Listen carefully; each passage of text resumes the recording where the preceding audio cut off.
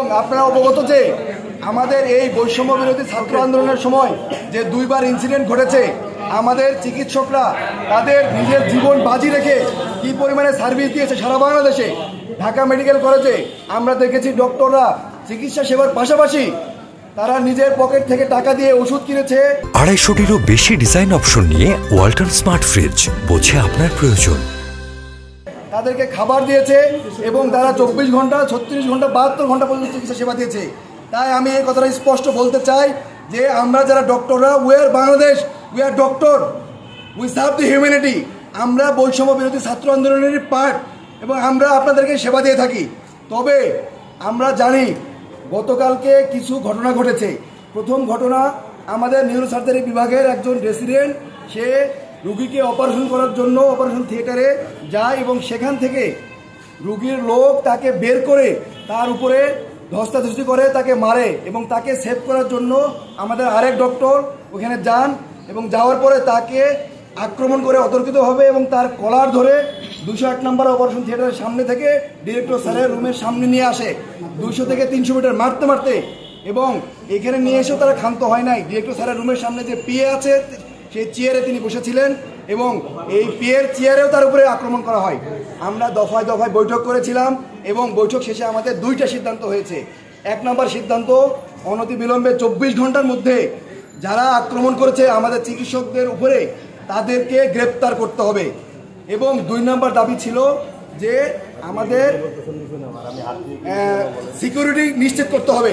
আমরা যারা emergency service দেই, আপনারা দেখেছেন যে যারা ইমার্জেন্সি কমপ্লেক্সে থাকে কত রোগীর লোড থাকে, এবং ইমার্জেন্সি সার্ভিস দেওয়ার জন্য আমাদেরকে যথেষ্ট পরিমাণ আর্মি, পুলিশ এবং অন্যান্য ফোর্স এখানে থাকবে এবং সশরীরে উপস্থিত থাকবে উইথ আর্ম।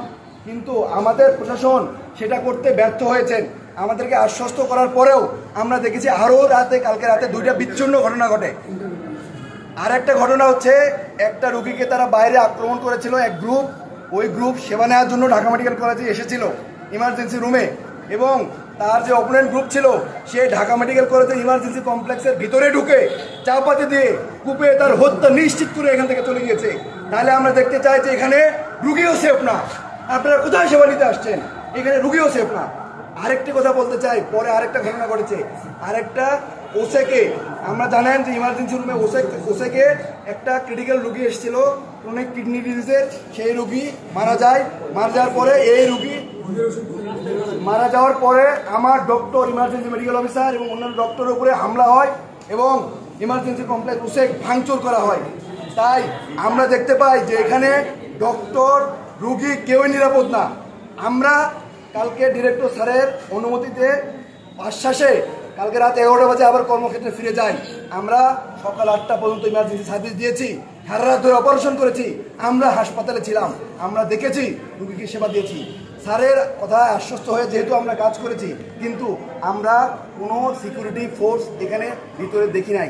সিকিউরিটি ফোর্স তারা বাইরে ছিল, কিন্তু ইমার্জেন্সি কমপ্লেক্সের সামনে সশরীরে উইথ উইপন্স থাকার কথা ছিল, আমরা সেটা দেখি নাই।